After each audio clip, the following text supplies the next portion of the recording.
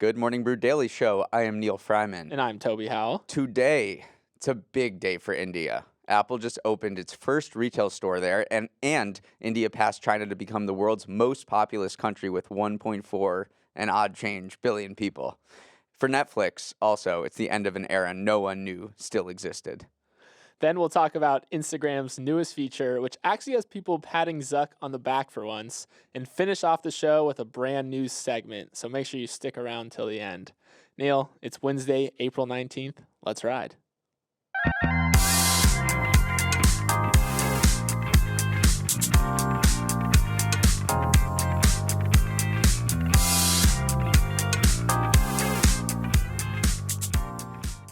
You see this, Toby? There's a new Pew survey out that shows that 87% of Americans who listen to news on podcasts say they expect the information they hear to be mostly accurate. And nearly 1/3 say they trust podcast news more than news they get from other sources. I think that's good news for us, right? I think People so. trust us. But I'm not sure if they took the survey before our podcast launched and we just knocked it down a few percentage points. No. I swear, people have been saying that they trust us, except for, I think you said you didn't like John Wick franchise, which I don't think is a very trustworthy take to put out. So I was honest with myself. okay, there we go. That's all that counts. All right, let's get into it. The first story is about Dominion and Fox trial, the libel trial of the century, they were saying. Well, it ended before it could even get started. In Delaware yesterday, Fox News and Dominion Voting Systems agreed to settle their case. So Fox News will pay Dominion more than $787 million to make this problem go away. For a quick recap, Dominion was suing Fox for defaming it after the presidential election. Fox hosts continuously pushed false claims that Dominion rigged its voting machines to tilt the election in favor of Biden, even though their private text showed that they didn't believe this to be true. The trial was just about to hear opening arguments yesterday afternoon when the judge called for a pause, came back a few hours later, and said 6 words: "The parties have resolved the case." And all the jurors who thought they could get off work for the next 6 weeks had to go back. That's a bummer. Although jury duty kind of sucks, so I think they're okay with it. Neil, you have some winners and losers from this case? Yeah, I don't know if there was anything you wanted to get across before that. Honestly, I think it's funny that we kept calling this the Super Bowl case of the century, and like imagine if the Super Bowl just never kicked off at all. So That's what happens during these things. I know it reminds me of a scene in Suits, honestly, when like Mike goes to settle and the other party was taken aback and said like, no, we want to proceed to trial. So I don't know. I've been on the Suits algorithm on TikTok for a while now, so I was actually excited for this case, but People say I look like a guy from Suits. yeah, Mike. Really? I could see it. Yeah. All right, so yeah, I have some winners and some losers. Let's kick it off with the winners. I think the first one is Dominion, okay?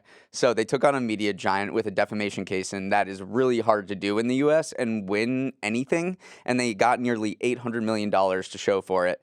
That is so much money for a company that earns less than $100 million in revenue each year. And you could see that on the faces of the CEO and the lawyers as they were coming out of the courtroom yesterday. Yeah, we were playing the photos.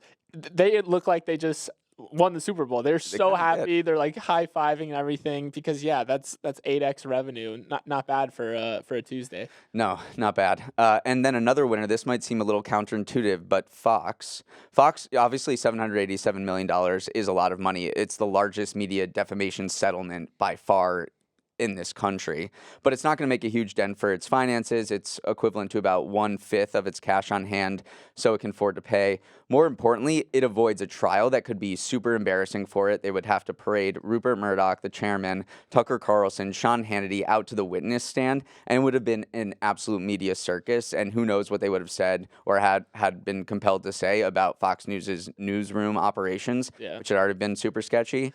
This is why settlements exist, though. It is truly this win-win. I mean, you just said that Dominion won and Fox won. That's why they came to a settlement in this thing, because neither one really wanted to go down the rabbit hole of this long, protracted trial. I think one of the biggest winners here is just other news organizations in general, because people were saying before this case, First Amendment lawyers were saying, this is one of the strongest libel cases we've ever seen. Like, Dominion has a real shot to win this thing.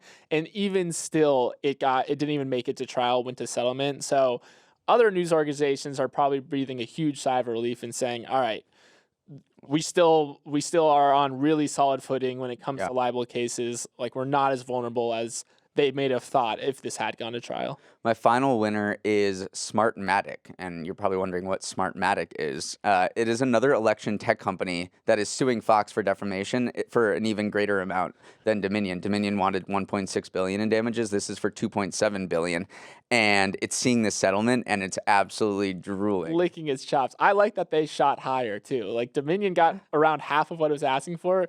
If Smartmatic gets half, and then that's a big chunk of change. Someone was saying whether they might have been in cahoots with one another, Smartmatic and Dominion, and they were like, Dominion, you settle, you set the base floor for us, and then on the back end we'll maybe exchange a few cash. Split profits, yeah.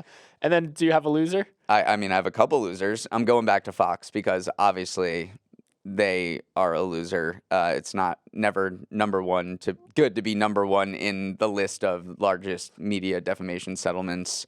They didn't have to go to trial, but there was so much dirty laundry that was already aired about the fact that these hosts went on air and talked about these election lies when these texts showed that in private they didn't believe them. Yeah. And so it just dealt a further reputational blow to this news organization. Right. Even though a lot of the documents were redacted, we still got some juicy tidbits. And it was funny, the legal strategy that Dominion was pursuing was called like inflict pain, basically, which made them in the court of they were suffering in the court of public opinion because these little details that had come out, which made the settlement more likely. Because, yeah, you're totally right. Like, Fox was a winner in this, but also a loser. Oh, yeah. At the same time. Tucker Carlson was saying that texted somebody that he hated Trump with a passion. Yeah. No. And then on air, he's very subservient to him. So it's a little obviously conflicting. And then I also think the public is a loser, and especially critics of Fox News. They really wanted this to go to trial and see Tucker Carlson and Rupert Murdoch up there having to defend their decisions, what they said on air. And so people were like, this is important for democracy for Fox to be held accountable by a jury or a judge. And now it's not happening. They were kind of disappointed in Dominion for taking the settlement, but Dominion's not there to, help democracy. They're there to make as much money as they could from this. I'm bummed because, God, it would have been good entertainment. Just from a pure entertainment and podcasting perspective, we would have gotten some good sound bites. My final loser is Wilmington, Delaware hotel owners, because this is the second time they've been deprived of a long trial that would have made them a lot of money. Because all these things happen in Delaware. The last time I'm thinking about is that Elon Musk dropped his challenge that would have forced him to buy Twitter. Yeah. So that happened last year. Poor Wilmington. Your time in the spotlight will come again. I know it will. Eventually.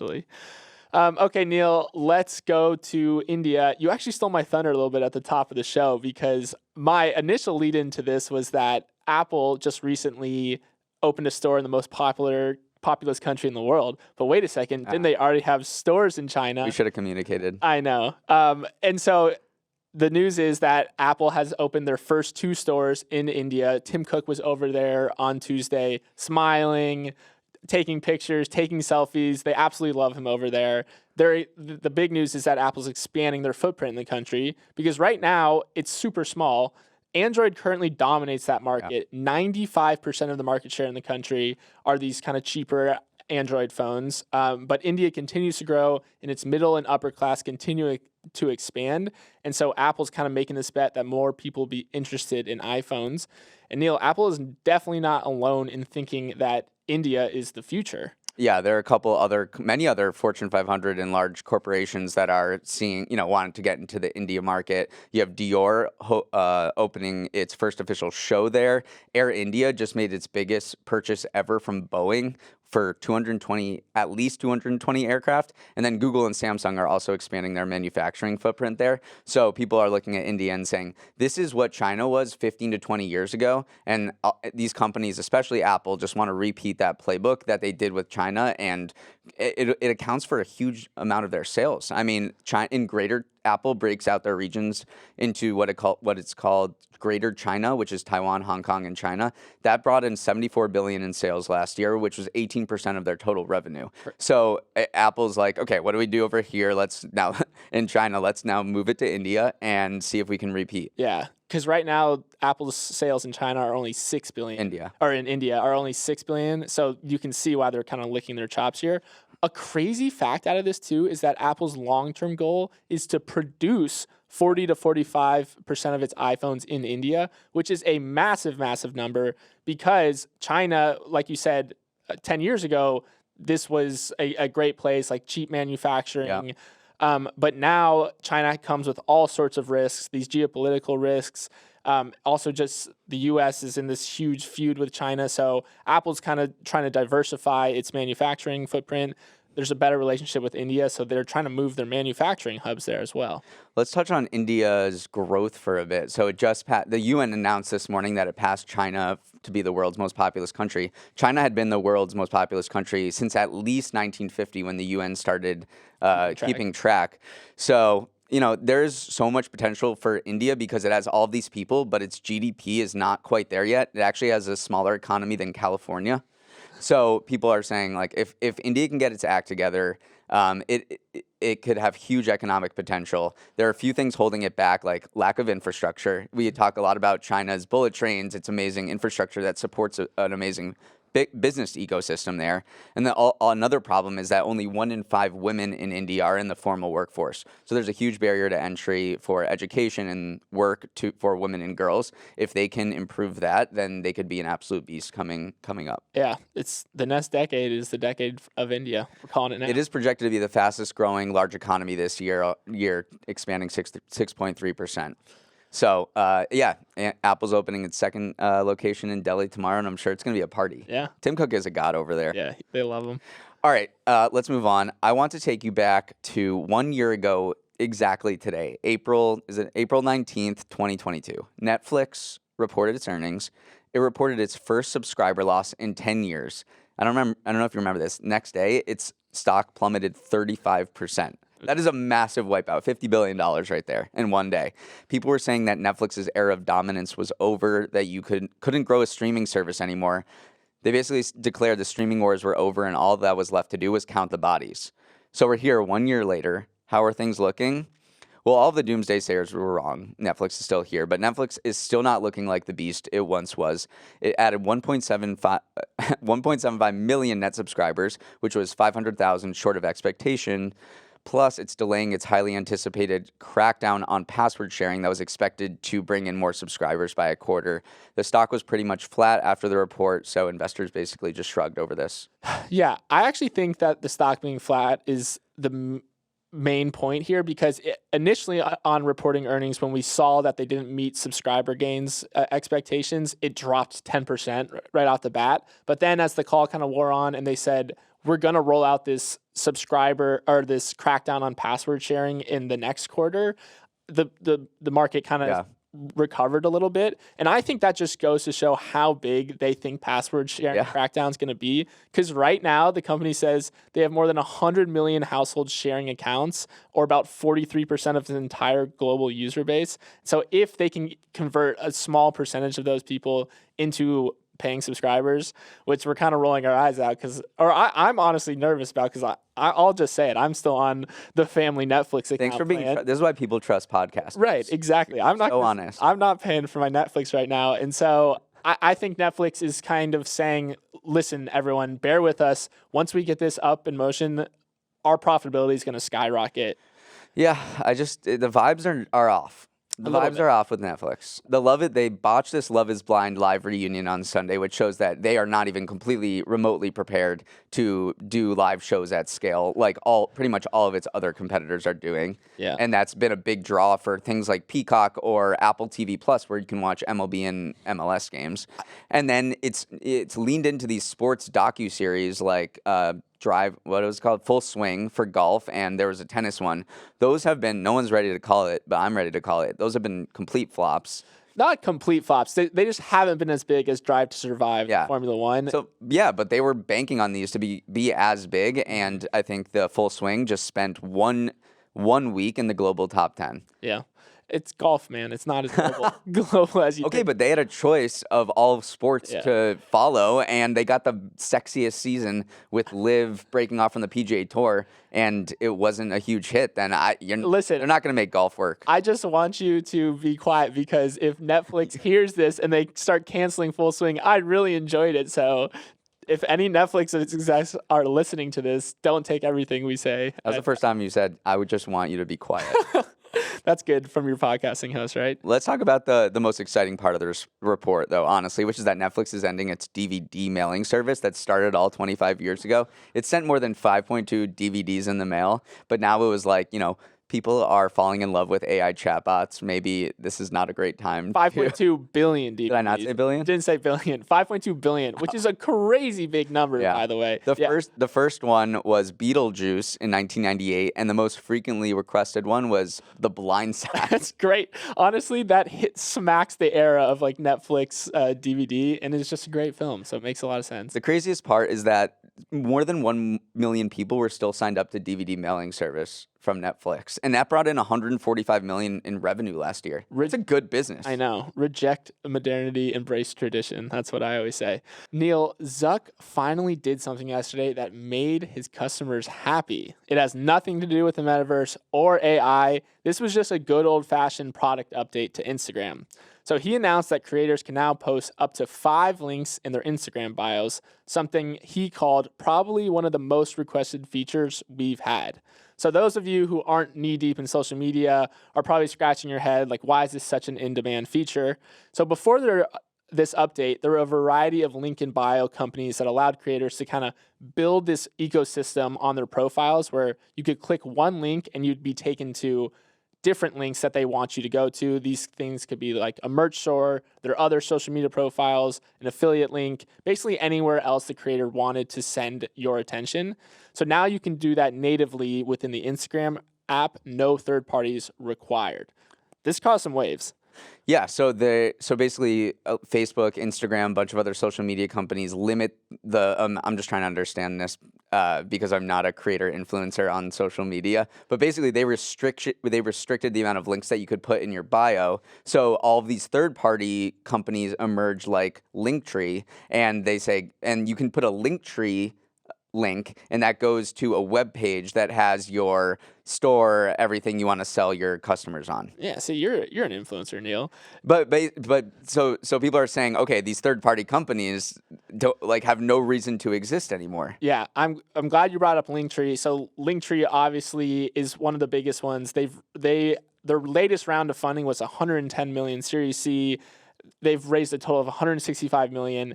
And everyone has basically been saying, like, this is why you don't build your company around a feature. It's kind of the dialogue we had about Clubhouse, that live audio was a feature. And so everyone was like, oh my God, Linktree's dead. But this is an ironic part. So Linktree actually tweeted yesterday a screenshot of Meta's own profile on Instagram has a Linktree in its link in bio. So they basically tweeted that out and said, like, okay, you guys are putting us out of business, but you still use us. And I actually do think that the death of Linktree might be a little overstated, because within those 5 links that you can now attach to your profile can still be a Linktree. And Instagram's actually been pretty lenient on the links that it's allowing. So if we contrast it to Twitter, who is cracking down on Substack, cracking down for a while, they banned like all link sharing because they want to keep you within their ecosystem. Instagram has been pretty vocal about the fact that they still allow you to link to wherever you want. So this is not an exclusion play. It could be like a rising tide floats all boats type of thing. So I don't actually think that Linktree is under as much duress as people are thinking. And this is a play by Instagram to get a little ahead of TikTok, right? Which is kind of the first time that it's taken a step that TikTok hasn't, because I think TikTok only limits the amount of links as well. So we'll see if TikTok moves. But I'm curious to get your take on this, because it feels like there's this delicate balance between keeping users in your ecosystem by kind of throttling the amount of links that you can put to other social media platforms, but also that makes your platform maybe not usable for people because creators want to go to a platform where they can advertise all of the other stuff they're selling. Yeah. So you might want to strike this delicate balance between gatekeeping and maintaining this free ecosystem. I'm just not sure what the pitfalls are of allowing as many links as possible. You just become like a pass-through social media platform that's just for distribution. Yeah. No, I think it's the second point you made, that it's better to cater to creators, because creators will come to the platform that benefits them the most and that they can gain the most from. And so as soon as you start throttling or being too selfish and like trying to keep people, as we saw with Twitter, I think it leads to backlash and is actually not the smart long-term play. So that's my take. It's kind of like cracking down on like house parties in college. Like, people are going to do it anyway, Yeah. kind of thing. They're going to find ways around it. So by cracking down on, this happened at University of Maryland, by like cracking down on tailgates, you're just pushing things to the fringe, Yeah. and it's still going to happen. So these social media companies know that people are still going to put links to other. Let the people party. Let the people party. So, yeah, a really interesting thing that I have not thought a lot about before today. But Linktree maybe on its last legs. We'll see. All right, let's go to electric vehicles. Yesterday, new rules went into effect about which electric vehicles qualify for the $7,500 tax credit the government offers people who buy EVs. There are not that many models on the list. Only 6 full EVs qualify for the full tax credit, and a handful of hybrids do too. In effect, these new rules slash the number of EVs that qualify for the tax credit by about half. So what does this mean? This is a gamble by the Biden administration to have its cake and eat it too. So it wants to spur EV sales to meet its climate goals, but at the same time, it wants EV production to happen in the U.S. So through the Inflation Reduction Act last year, it set these stringent sourcing targets for EV materials. So to qualify for the full credit, which is only these 6 cars have, at least 50% of their battery components need to come from the U.S. or a trade partner, and 40% of the critical materials do too. This is basically screwing foreign brands pretty hard, like Hyundai, Toyota, Volkswagen, Nissan, because they make most of their cars and most of their supply chain lies outside of the US. And so literally they said, we're not happy. That's Jose Munoz, who is the CEO of Hyundai.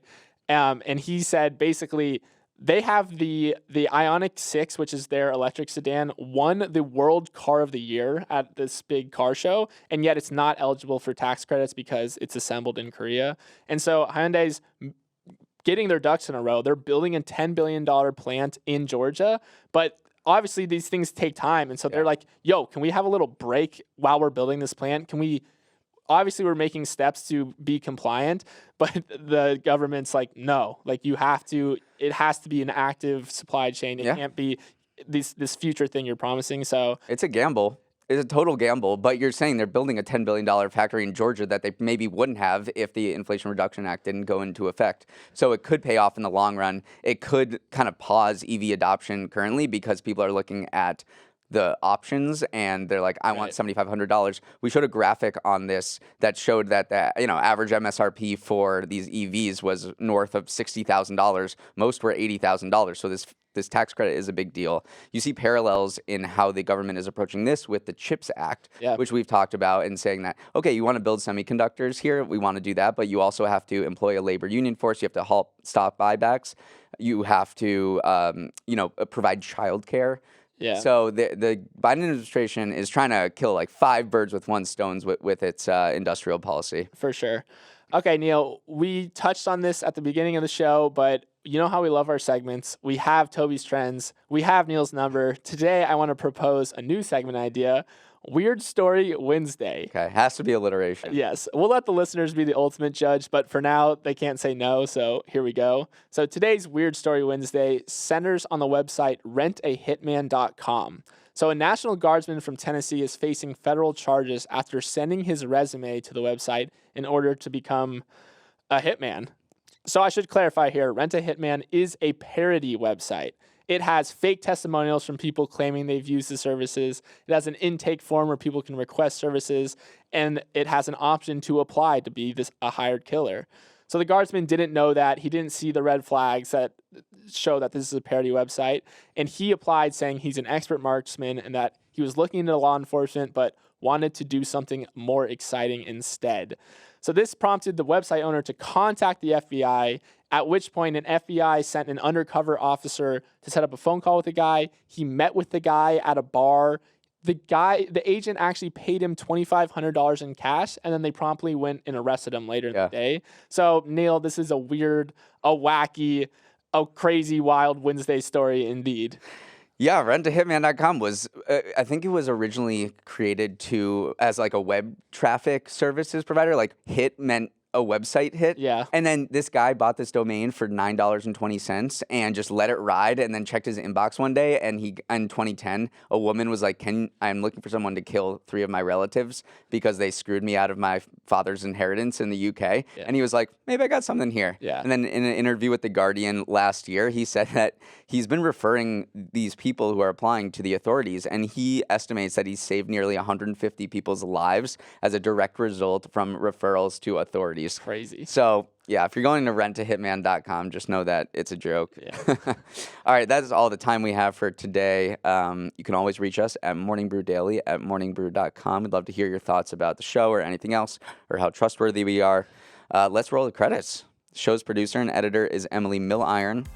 Our technical director is Uchenna Waogu. Our supervising producer is Bryce Beloff. Macy Gilliam and Raymond Liu are associate producers. Thanks so much for the bagels, Macy. Hair and makeup does not qualify for credit. Devin Emery is our chief content officer. Our show is a production of Morning Brew. Great show today, Neil. Let's run it back tomorrow.